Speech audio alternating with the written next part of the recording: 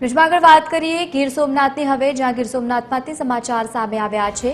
ગીર સોમનાથના રમરેચી ગામની કુરૈશી બાગ નર્સરી આકર્ષણનું કેન્દ્ર હવે લોકોમાં બની ગઈ છે।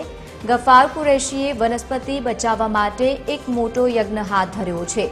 ગીર સોમનાથના તાલાલાના રમરેચી ગામે આવેલી કુરૈશી બાગ નર્સરી લુપ્ત થતી દેશની વનસ્પતિઓ બચાવવા માટે એક મોટું કેન્દ્ર બની ગઈ છે। પ્રકૃતિવિદ ગફારભાઈ કુરૈશી સંચાલિત આ 30 થી 40 વીઘાની નર્સરીમાં 5200 થી વધુ આયુર્વેદિક, જંગલી અને દેશી વનસ્પતિઓનું સંવર્ધન થાય છે।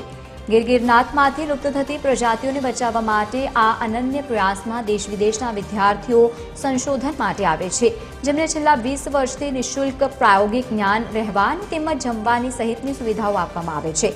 અહીંથી શાળાઓ, સ્મશાન અને જાહેર સ્થળો માટે પણ મફત રોપાઓ અપાવવામાં આવે છે। पर्यावरण जागृति फैलावती आ नर्सरी प्रदूषण सामे लड़वा और हरियाली वधारवा माटे प्रेरणारूप कार्य करी रही है। कम से कम 5200 जेटली वनस्पतिओ से आयुर्वेदिक, जंगली, फल, फूल, घास, कंद और ओर्नामेंटल वनस्पतिओ आवेली छे। एना मदर प्लांट आवेला छे। अहींया अमे बीआरएस, एमआरएस, एमएसडब्ल्यू, आईआईएम, विदेशना विद्यार्थीओ, कृषि निश्चित जूनागढ़, आणंद, नवसारी, दांतीवाड़ा અને વિવિધ વનસ્પતિઓ ઉપર આ લોકોને પ્રેક્ટિકલ જ્ઞાન આપીએ છીએ।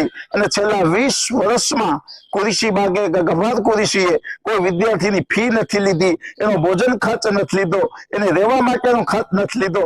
આ કુરૈશી બાગ એન્ડ નર્સરી આવેલી છે અને અહીંયા લગભગ 5200 પ્રકારના અલગ અલગ વનસ્પતિઓ છે અને મારા ખ્યાલથી આ ગુજરાતની સૌથી મોટી નર્સરી છે, જે 30 થી 40 વીઘામાં ફેલાયેલી છે।